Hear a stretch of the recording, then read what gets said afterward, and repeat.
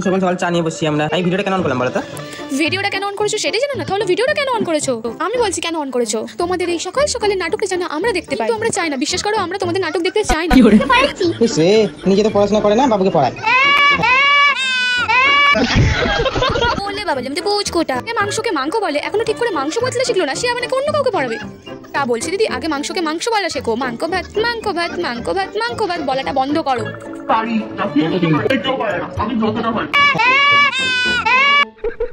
ছাবড়িগুলোর পোস্টগুলো দেখো একবার।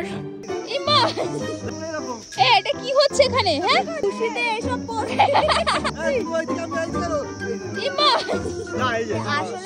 আসলে কি বলতো, এরা পাহাড়ে কি এত টাকা খরচা করে ফেলেছে, তাই নিজেদের পিছন ফেটে গেছে কিনা সেটাই দেখছে, পিছনে হাত দিয়ে দিয়ে। হাত দেওয়া আসো, সব হাত দেওয়া আসো, হাগো হাগো।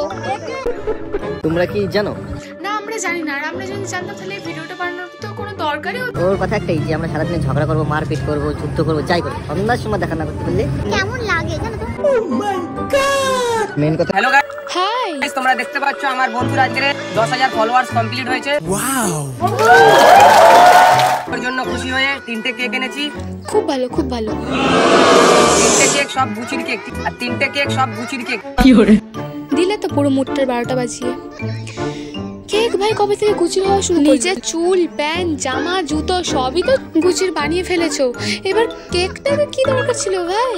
ভালো লাগে। আর কতজনকে বলদ বানাবে? আগেরটাকে তো বলদ বানিয়ে ছেড়ে দিলে, একেও কি ভেড়া বানিয়েই ছাড়বে? গালি নিতে